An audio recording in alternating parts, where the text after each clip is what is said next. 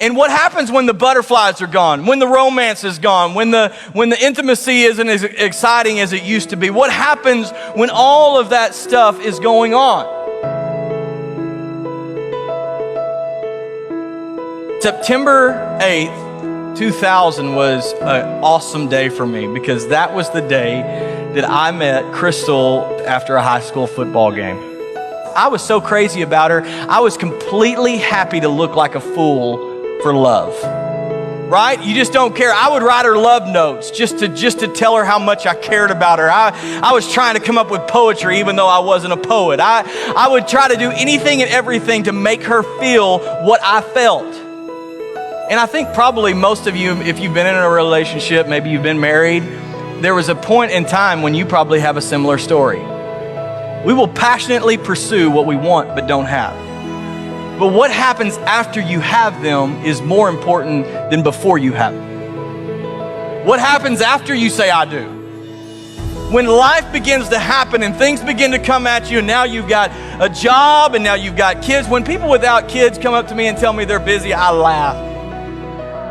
But here's the thing is what happens when all of those things begin to happen in life and everything is fighting for your time. What happens a lot of times is we start neglecting our relationship with our spouse.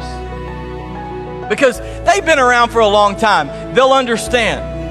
I'm sorry, I'm just busy. I've got a lot on my plate. I've got too much going on. And all of a sudden we begin to neglect that relationship that is the most important relationship you have. Now here's the thing is that means that you have to date your spouse. Well, Brian, I can't get a sitter. I can't go on dates. I get excuses all the time. I can't get a sitter. We just can't do it. Maybe you're sitting here going, I'd love to go on a vacation with just me and her, but there is no way we do. It's just not in the budget. Here's the thing.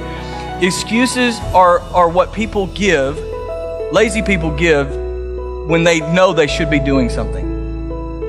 Maybe you can't get a sitter. I understand that those things really do happen, but you can do dessert and a movie after the kids are in bed.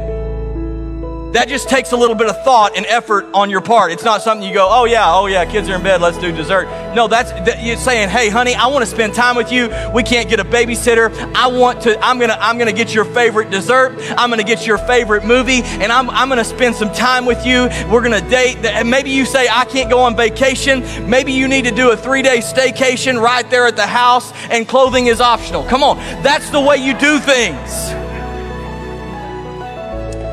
The only limit in a passionate pursuit in marriage is a limited imagination. You never stop pursuing your spouse. When you get a ring on it, you keep dating your spouse. You keep going after them. There are things about Crystal that I learn all the time. Right? Because even though we've been married for 17 years, I'm still learning something about her.